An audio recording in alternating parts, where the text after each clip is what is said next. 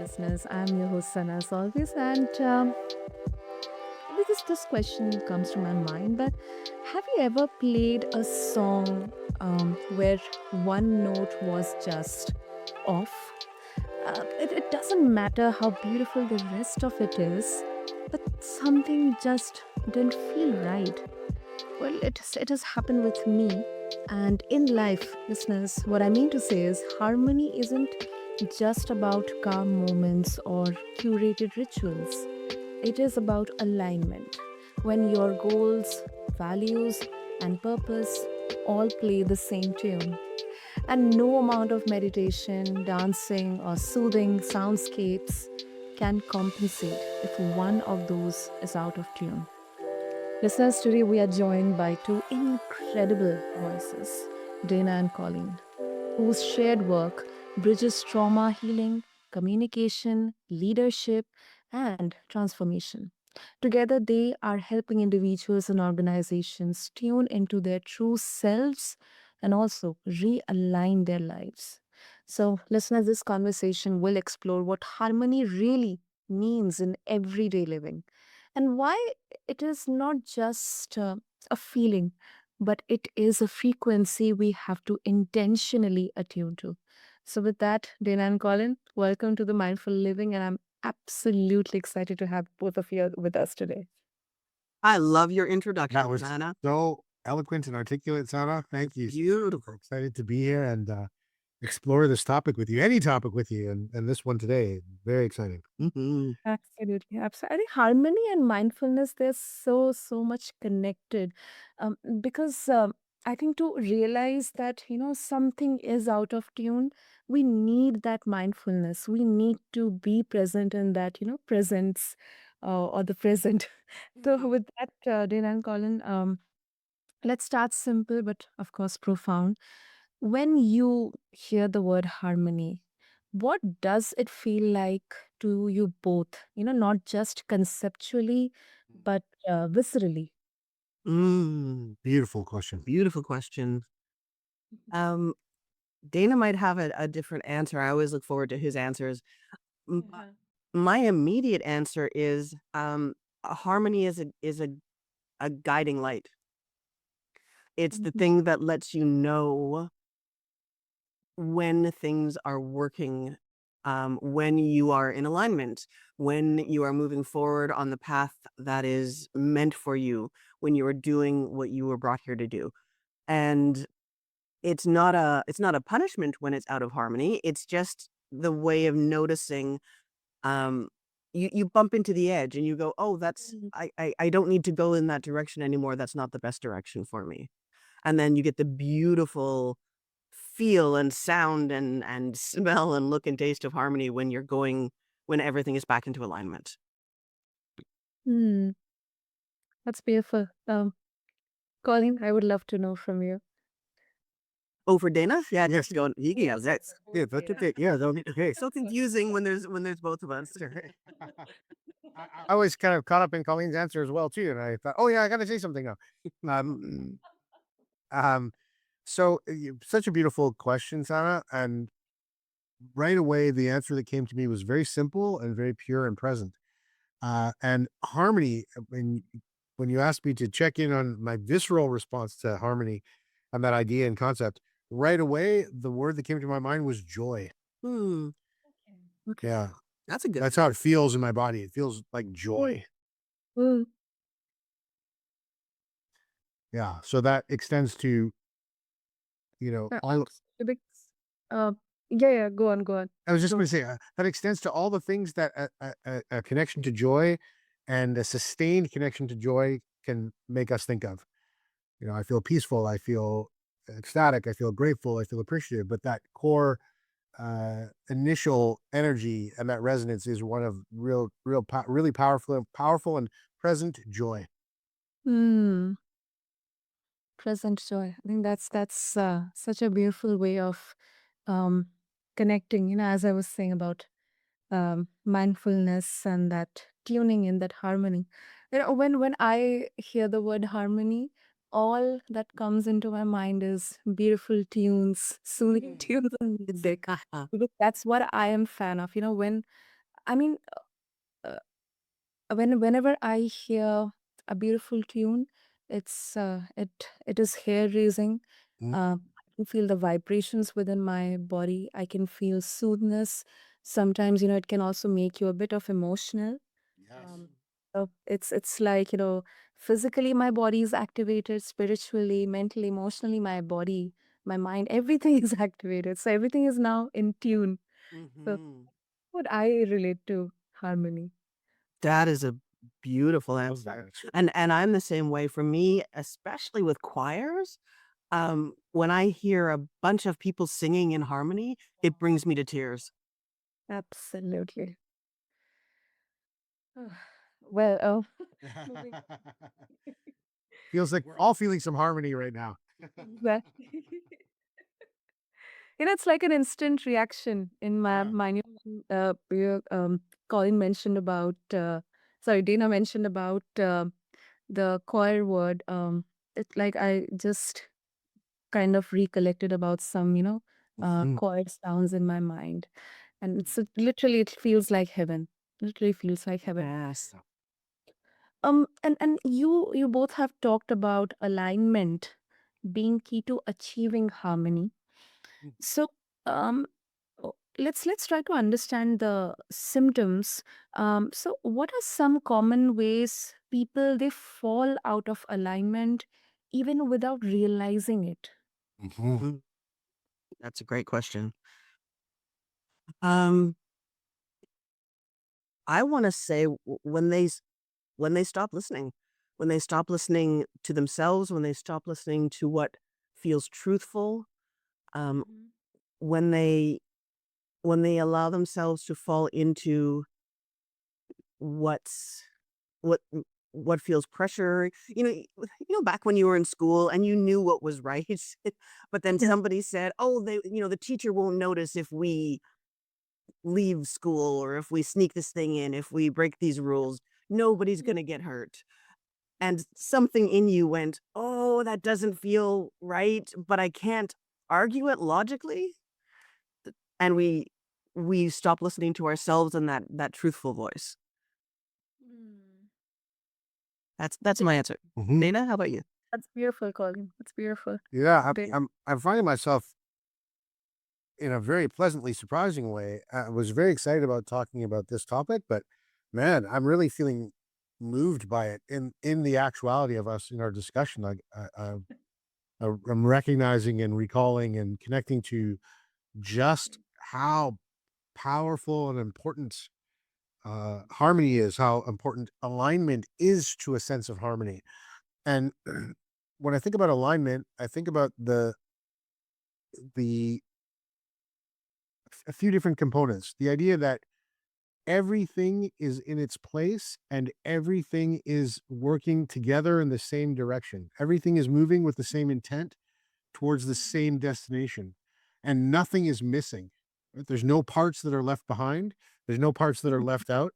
And fundamentally, that there's no parts that aren't important because I feel like harmony and alignment are the key components of wholeness. So Mhm. in order for us to be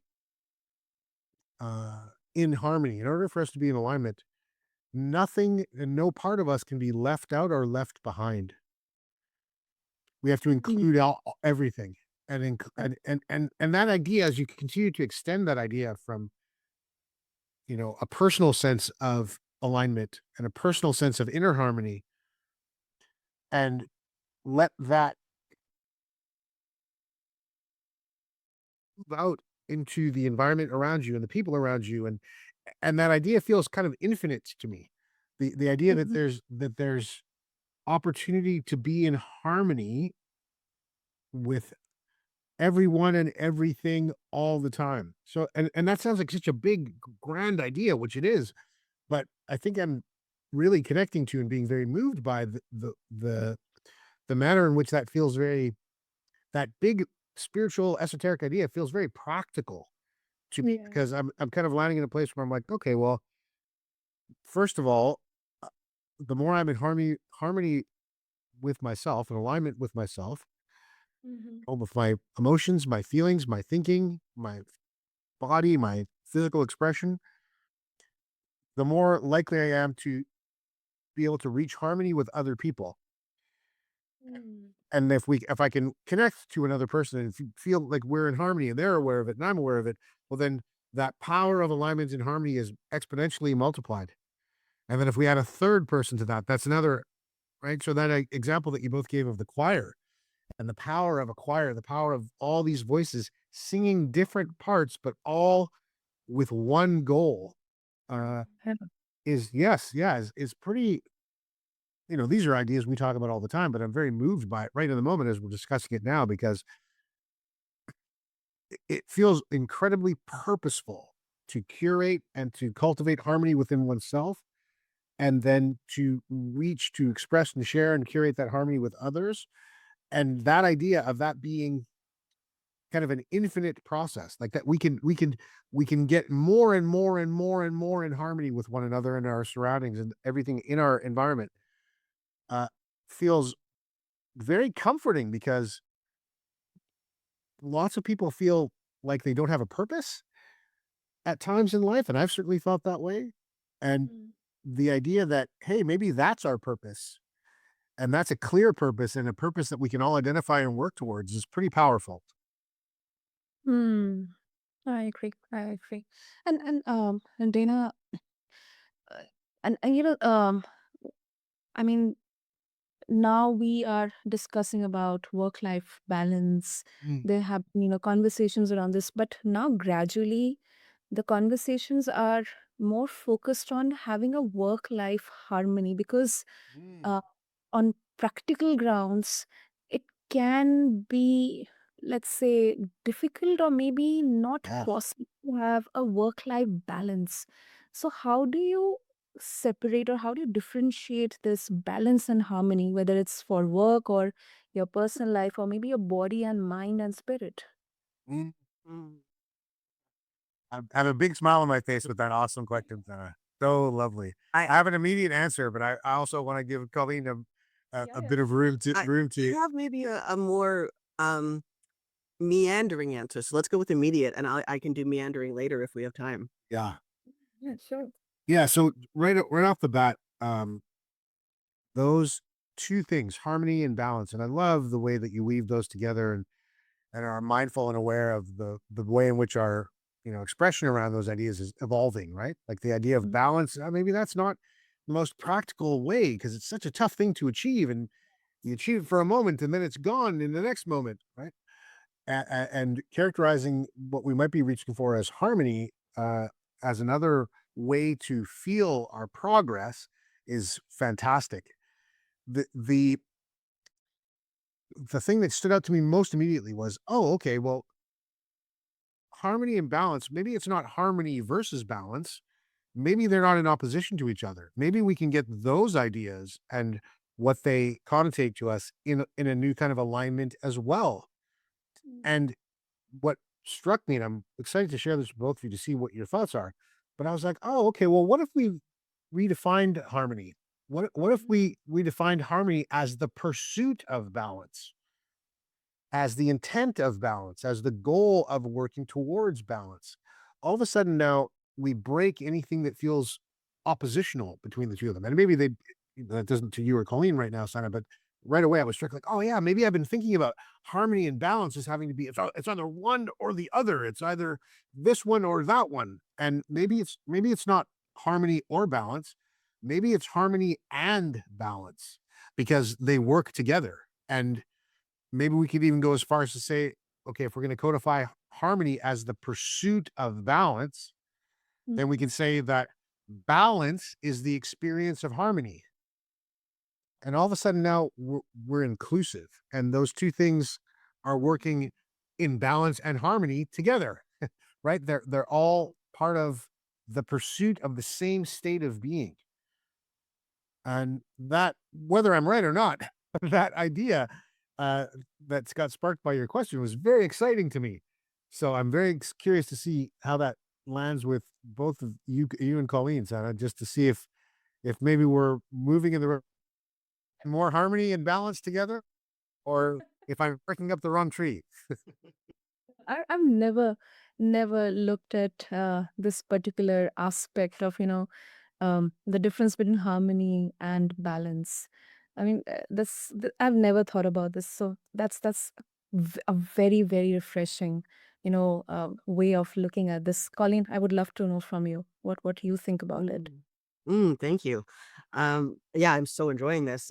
I, it's going to sound funny. I want to answer the idea of work-life balance with music again. Oh, wow. Okay.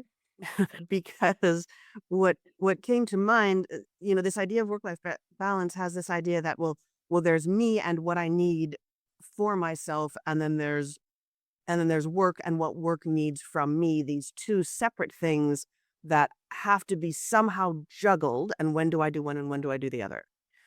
And they're in opposition to each other. And what instantly came to mind for me, there's a song by Leonard Cohen called Hallelujah. And so many, if your listeners Google it, there's so many versions where he sings with either a few backup singers or a choir, where other people sing this song with a few backup singers or a choir. And Mm, Leonard Cohen is his heritage is Jewish. He's mhm, singing a song with a term that a lot of people interpret as a Christian idea. He spent mhm, a great deal of his later life studying Buddhism and, in fact, living in Buddhist retreats. And his early poems were deeply, deeply spiritual. Well, most of his poetry was deeply spiritual without ascribing to any one religion. mm. And that song is one almost inevitably whoever sings it that brings me to tears. Yeah. And this idea that, well, you have to choose one. Well, he didn't choose one. He brought all of those different aspects together. He brought all of those different versions of spirituality and religion together. And he brought his spiritual seeking to his work.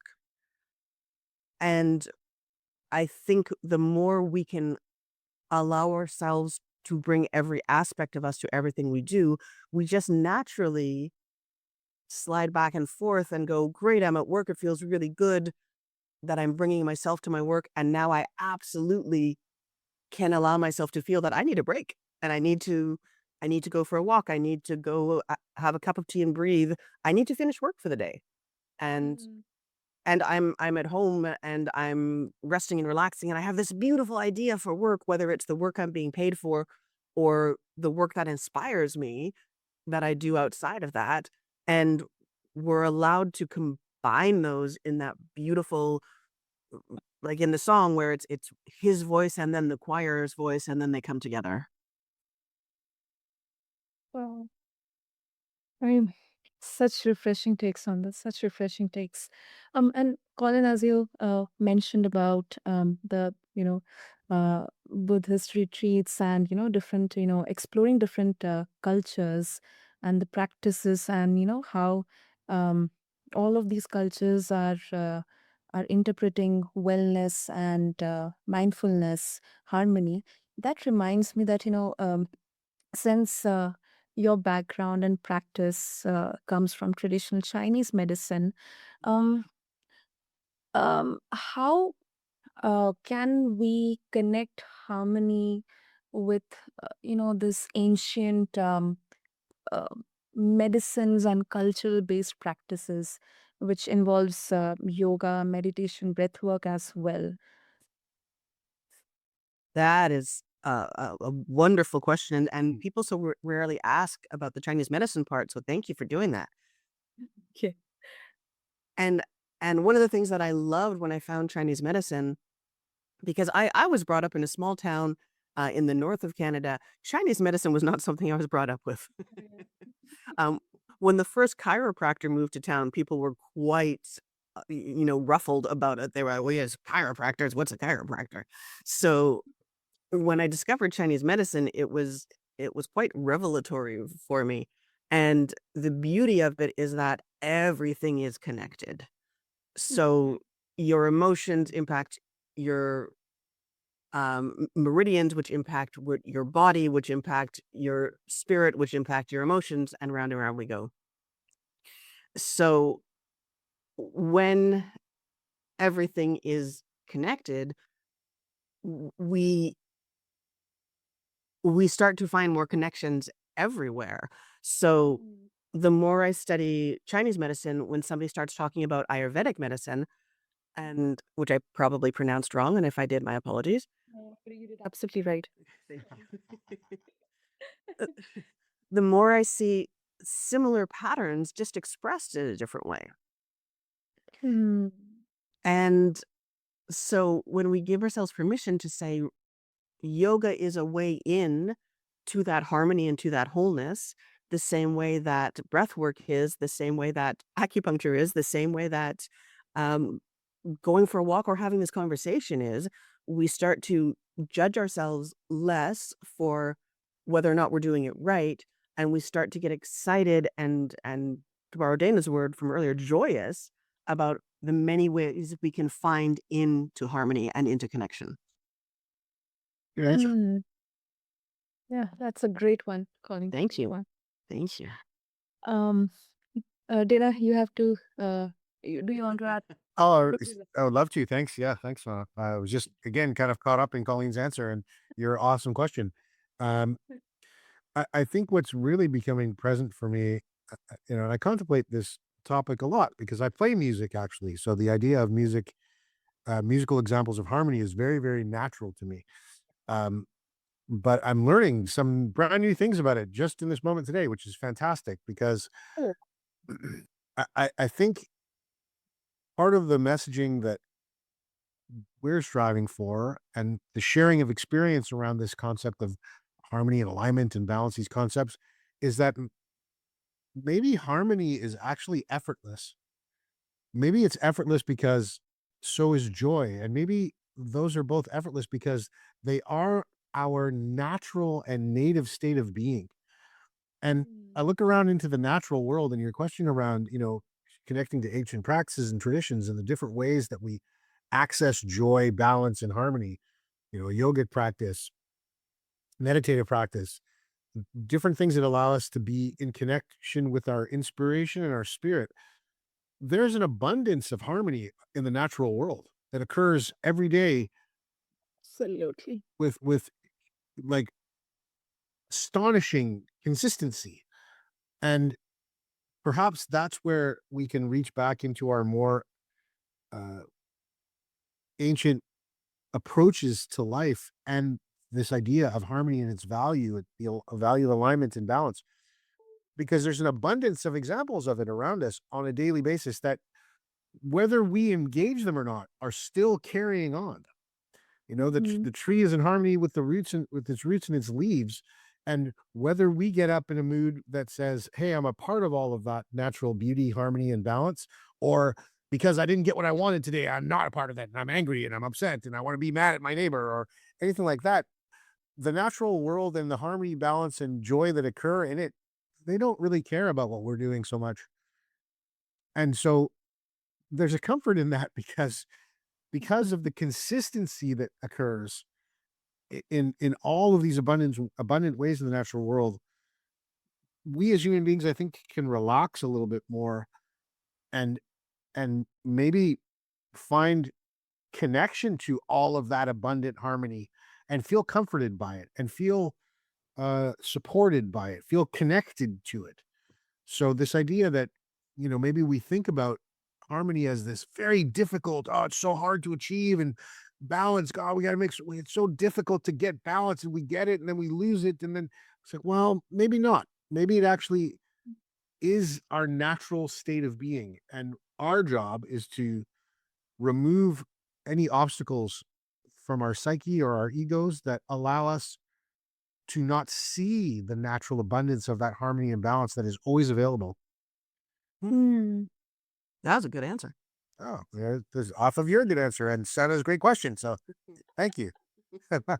Well, and it makes me think of trees, right? We inhale oxygen and exhale CO2. We can't not do that as humans. And trees inhale CO2 and exhale oxygen. That's just the harmony. Incredible harmony that's effortless and we don't even have to think about it and it occurs. and we don't even have to think about it to receive the benefit of it. But maybe that's part of the point is we need to stop and slow down and be more mindful of all of these things that are offering us connection and support. Mm. Absolutely. And I don't know whether um, this will have any similarity, but sometimes I think the path to achieve that harmony can be a bit unsettling. I think that's where sometimes interpretation kind of you know changes. But Mhm. uh, I think the way nature, when it's out of harmony, sometimes there has to be destruction in order to restore that harmony and Yes. Mm. restore that balance in the long run. I think that sets a very beautiful example of the path can be long, it can be sometimes unsettling, Mm. but the end goal is beautiful. Yeah. Absolutely. Amazing. So great. There's Really great. a quote by someone, I'm forgetting who right now, I apologize, who said basically that we forget that nature works as well in rust as in rose petals. That's beautiful. Wow. So exactly what you're saying, that when something is destroyed feels like such a harsh word, and I think it scares us. Yeah. But when something is being unmade to be remade, there is a beauty in that as well. Just exactly like you said. Hmm. And Dana, we have we are seeking examples from music Yeah. and nature. I also want to bring in a bit of martial arts in there. Oh, lovely. Yes. Your background in martial arts is fascinating, and I find martial arts to be such a powerful metaphor because it's more about internal balance, not Yes. an external force. So, Yes. how has your training influenced your understanding of harmony, especially when it comes to alignment between mind, body, and intention? Oh, such Shanna, so great question. Such a great question. You should see the look on his face, Santa. Wonderful. So happy. Yes. I can Talked get about behind this. that. Could talk about this forever, but I'll do my best to not do that because we don't have all that time today. But we can continue it another time, which will be great. So, um, man, there's so many ways to enter that conversation, and the first one that comes to mind is right off of the things that you queued up in terms about balance and harmony. Mhm. When I first started martial arts training uh, as a child, uh, you think about being a superhero. You think about being tough and strong and aggressive, and you're going to beat everybody up, and no one's going to beat you up, and all that sort of stuff. And that I share that with people because it is a significant part of my martial arts journey. And then the next significant one brings me to the question around, okay, well, here's why I started martial arts. And then I have to answer next the question of why did I continue martial arts? Mm. Because, as life gets busy, we get older, we, have different opportunities to do different things. And I remember arriving at a place where I had to make a conscious choice to decide, oh, I'm going to continue this practice. And that moment that made this become a lifelong pursuit for me was full of the recognition of exactly what you said. Martial arts training, while it may be appealing at first to make you feel strong and tough and, to be externally forceful, the reason I've continued in martial arts training for this long since I was a child is because of exactly what you said, Sana. It's about inner power as opposed to external force. That inner power comes from a sense of alignment internally. And and when you start to see how a sense of alignment and harmony inside of yourself, okay, expresses to really effortless, powerful martial arts movements and techniques, it's to say it's transformational and life changing is an understatement. So the martial arts has moved because of the following of that path of the internal alignment, internal harmony, peacefulness, joy inside when you're doing something so physical and that can look aggressive and violent even. It's landed me in a place where understanding that difference between external force and internal power has inspired me to follow an exploration of that calling to harmony uh, for the rest of my life. And the profoundness of that connection, that actually, when I'm calm and peaceful and in harmony with myself internally, I'm actually more effective externally. I can make in martial arts sense, but even in life, but in the martial arts, when I'm doing a technique and I'm calm and centered and in alignment, I feel like everything is in harmony in my mind, and that's always the goal. You express that through your body, and your movements create tremendous impact Mhm. outwardly, but your experience of that feels effortless. You're not struggling, you're not forcing anything, you're just moving. And it goes from it starts to transform from being, I'm a fighter and this is violent action to no, I'm a peaceful warrior and this is just motion, just movement. All I'm doing is moving. Okay. And I'm making no aggressive effort to move. And it becomes less about anybody that you're trying to spar with or fight with or interact with or compete against. And it becomes more and more and more about yourself. And I'll wrap it up just this last piece very quickly. Yeah. You start to realize that in the face of any kind of energy that comes towards you, you Mhm. always have the choice as to how you respond. Somebody tries to punch you, you don't automatically have to punch them back. You can choose, well, I could punch them back, but I could also just step out of the way. I could move to the side. I could relax and absorb the blow and then use that energy to examine where my opponent actually is and how their internal harmony is in alignment or out of alignment. And I get humbled more and more as I even talk to you about this because that path has done nothing but continue to open up for me and present me with opportunities for deep learning and to be more excited about something that I've been practicing for over 5 decades now. I'm more excited now about my martial arts training than I was when I started. And I'm was pretty excited when I started. So that I hope is an indication of the depth and the richness of this path that I've chosen to explore the dynamics of harmony and alignment can be. Ah, I'm awestruck. That's beautiful, beautifully explained, Dana. Ah, Beautiful. thank you. Beautiful questions. Thank you for being interested and giving me the opportunity to share that experience and information. Ah, anytime, anytime. And Colleen, do you would like to add something to that? I no, that was a great answer. I'm just silently applauding. You both have given me the space to share. So I revert the credit back to the both of you and the lovely environment that you're setting for us, Sana. Mhm. Oh, oh, beautiful, beautiful. And before we wrap up, I know we are extending beyond the time, but Yes, thank you. Thank you so much for your time. yeah.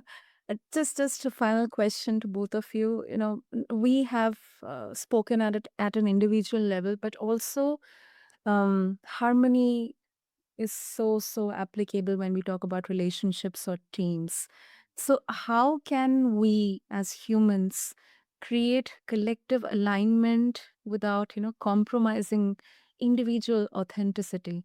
um, I mean, does it all start within ourselves and then we kind of reciprocate it with people around us, or how does it work? Mm. Mhm. That's a beautiful question. I have an immediate answer. Um, Please. and I'm moving from music to cooking now. Oh, yeah, that's another good example. Yes. Yes. So when you're cooking and when you talk to different people, there's slight variations. There's a book out, I believe, called Salt, Sweet, Acid, Heat, and oftentimes people bring in the term umami, so that richness. Mhm. And Mhm. so if you're making something there and something it doesn't taste quite right, you're missing one of those elements. Even if Mhm. if it's an element you don't like. I know a lot of people who who swear that they don't like sour foods, but Mm. if you make something for them and don't put in anything sour, you don't add any lemon juice or vinegar or anything like that, even if they can't taste it, it's still balancing everything out. So nothing is bad, it's just needed in the right amount. Mm. Mm. That's Wow. So That's a creative answer.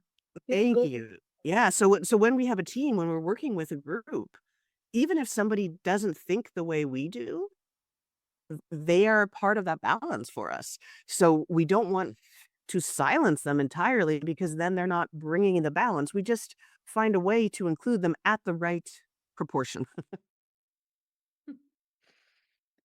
Oh, wow. And Dana, I think you yeah. guys are the examples of that. You guys work in harmony. You guys complement each other. So I think that's another, the most obvious example for the listeners as well. So anything would like to add to it? Oh my gosh, that's great. And So much. yeah, thank you. That was right along the lines of what I was feeling and thinking as you asked your question, and then as Colleen answered. Um, I find the way that, and I'll speak from my personal experience, that I'm the most inspired into harmony and alignment with others is when I feel like my contribution has value. Mm. And that's such a powerful thing because you would think that on some level, a person contributing, if we, just like Colleen's talking about proportion and um, the presence of a certain amount of contribution or the lack of contribution in comparison, that that might make it sound like people will just get, oh great, I can contribute, great, I want to just contribute everything that I want that I think is great. But what actually ends up happening is more so, and I can give I won't give them all, but I can think of lots of examples of where that occurs in my daily life, is that when people feel like their contribution uh, is genuinely valued and that their presence and their contribution has the possibility of being valued, they become Mm. very humble, mindful, and respectful, not only of what they contribute, but how they contribute. And because of that dynamic, what ends up happening is people end up contributing their very best. And they Mhm. recognize, without having to have it enforced upon them, that sometimes their very best, a little bit of it is enough. Because in that dynamic of harmony and contribution, we see not only the value of what we've contributed, and when we can experience that value, we automatically recognize and feel the value of what others can contribute. So it becomes this exercise where we want to create space together and share in that space together, as opposed to take all the space for ourselves because we're the only one who has any valuable thing to offer. And that dynamic falls into place in ways when I work with companies, when I work with teams, when I work with Mhm. individuals, it falls into place. Like once that spark of valued contribution catches fire, and I've done this for many years, Senna, but it blows me away how quickly everybody gets into alignment with finding the best and most valuable part of themselves that they can contribute in that moment, and then just handing over whichever parts or pieces of it are the most useful to build and maintain the harmony. It's incredible. It's one of the things that makes me really realize that generally speaking, human beings are genuinely good. Our nature is good, it's positive. Mm. And that's where that dynamic comes to life for me, and that's very, I feel humbled every time I experience it. It feels like a blessing every time I experience it. Oh. Ah, wonderful, wonderful. So, Colin and Dana, before we wrap up this beautiful conversation, if our listeners they would like to connect with both of you and explore more about the work you are doing, what will be the best way? Yeah, I thank you so much for this conversation. And we would love to continue it with any of your listeners. We are at thedigitaldojo.net, and that's we've got our socials from there, so you can find our YouTube channel and all those things. And you can message us from there because we certainly have links to a lot of videos, so people, we love sharing our ideas, to classes that they can take, then things they can take with us for free, or there are some paid courses as well. But also they can just message us with ideas. They can email us straight from that platform and let us know what they're interested in and what their questions are and what's coming up for them, because that allows us again to spread these conversations wider and wider. Mm, absolutely. I'll make sure to mention the links and details in the show notes. And I couldn't thank both of you enough because you guys have reminded all of us that harmony isn't a destination. It is a relationship with ourselves. It's constantly asking that, am I living in tune with what matters? I think this was such a metaphorical conversation that, we can see so many examples around us, be it nature, be it music, be it art, cooking, teams working with each other, um, martial arts, such beautiful metaphors. So thank you so much to both of you. Yeah, thank you. Diane. This has been such a beautiful part of our day. Fabulous. Absolutely wonderful conversation. And we are deeply grateful for it. Hmm. And to all the listeners, thank you to all of you for being a part of the mindful living. Just take a moment, listeners, today to check in. Are your goals, your values, your energy in harmony, or is there a part of you quietly waiting to be heard, to be listened? Until next time, stay mindful, stay aligned. Thank you.